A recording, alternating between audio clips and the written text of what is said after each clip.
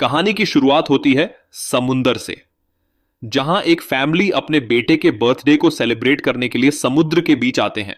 अभी सब नॉर्मल चल रहा था। वैन की मोम समंदर में स्विमिंग करने के लिए कूद जाती है, जबकि बैन और उसके फादर फिशिंग करने में बिजी हो जाते हैं।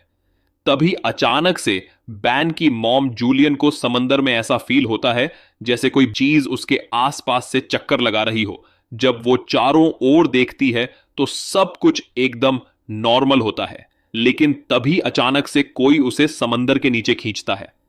बैन और टोन इस चीज पर ध्यान नहीं देते क्योंकि वो फिशिंग करने में बिजी थे। वही डूबती हुई जूलियन अपने आप को बचाने के साथ साथ टोन को बहुत सारी आवाजें लगाती है, लेकिन उस पर किसी का भी ध्यान नहीं जाता। और यहां पर जूलियन को फील होता है कि समंदर का पानी पीछे की तरफ जा रहा। तभी टोन इसको नोटिस कर लेता है, यानी वह जूलियन को देख लेता है, उसे बचाने के लिए पानी में कूद जाता है। तभी बैन वोट का इंजन स्टार्ट करके उनके पास ले जाता है और वो जूलियन को डूबने से बचा लेता है। जिसके बाद बैन और केसी उन दोनों को ऊपर खींच लेते हैं और इस तरह जूलियन की जान बच पाती है। अब टोन अपनी बेटी पर गुस्सा होता है। वो कहता है कि तुम्हारा ज्ञान कहां था? तुम्हें पता है ना, जो भी स्विमिंग के लिए जाएगा उसका एक सख्त ध्यान रखेगा। हमारी मां को कुछ हो जाता तो क्या होता? अब केसी भी इस बात के लिए दुखी होती है, लेकिन उसके शोरी कहने पर सभी लोग आगे बढ़ जाते हैं। इसके बाद बैन का बर्थडे सेलिब्रेट करते हैं।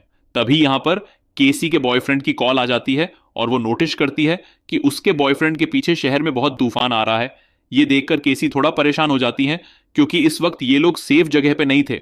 ये बात वो अपने मॉम डैड को बताती है, जिसके बाद ये लोग अपनी बोट की सेफ्टी चेक करने लगते हैं।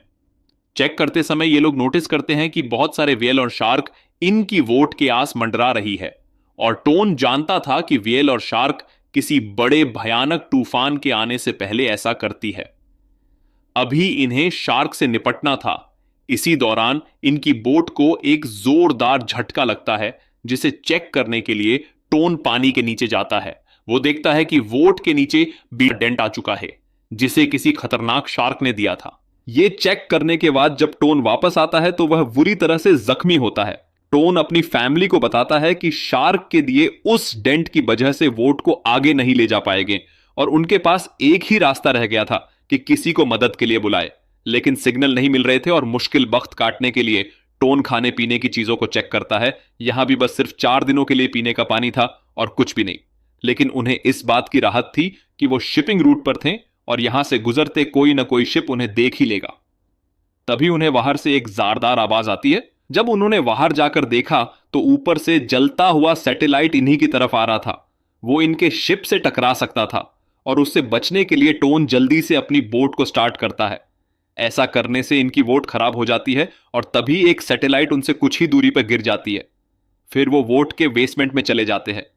भी एक तेज आवाज आती है और वो लोग बेहोश हो जाते हैं। जब उन्हें होश आता है तो वो लोग बाहर आकर देखते हैं कि समुंदर का पानी गायब है।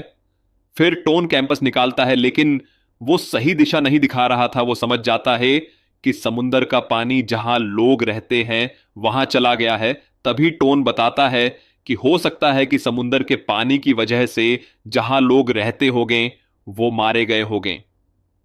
केसी ये सुनकर बहुत दुखी होती है। वही जूलियन बचे हुए खाने पीने के सामान को इकट्ठा करती है। बैन बहुत सारे गुब्बारों को इकट्ठा करके उसके एक डोर से वाद देता है, जिससे कि किसी की नजर पड़े तो वो उनकी हेल्प कर सके। टोन हेल्प के लिए रेडियो से कॉल करता है। तभी उसकी बात कैप्टन से होती है, जो कि अपनी सबमरीन में था। वो इस बारे में जानता था। वो बताता है कि 1 हफ्ते में समुंदर का पानी फिर से बहुत तेज लहरों के साथ अपनी जगह पर आ जाएगा, इसलिए वो सुरक्षित जगह पर चले जाए। टोन उससे अपने बच्चों की हेल्प के लिए कहता है। तब वह उसको अपनी लोकेशन बता देता है। तभी टोन वोट के बाहर देखता है कि एक आदमी कुत्ते के साथ उसकी तरह आ रहा था। वो अजीब लग रहा था, उसके पास भाला भी था। टोन उसके नजदीक जाता है और उससे बात करने की कोशिश करता है। टोन उसको पानी पीने के लिए देता है। पानी पीने के बाद वो टोन को भाले से मार देता है और यह सब जूलियन भी देख लेती है। उसके बाद वो अजीब सा आदमी जूलियन को मारने के लिए वोट की ओर जाने लगता है। जूलियन भागकर बच्चों के साथ अंदर से वोट के दरवाजे और खिड़कियां बंद कर देती है। केसी और बैन को एक बॉक्स में छुपा देती है और केसी को फायर गन देती है। वक्त आने पर चला देने को बोलती है और खुद किचन में जाकर चाकू ले लेती है। तभी वो आदमी दरवाजे को तोड़ देता है और वो जूलियन को ढूंढने लगता है। जूलियन एक छोटी खिड़की के बाहर निकल जाती है। बाहर उसका कुत्ता जूलियन पर हमला कर देता है। जूलियन कुत्ते को मार देती है और दूसरे रास्ते से वोट के अंदर आ जाती है। तभी वो आदमी जूलियन पर हमला कर देता है।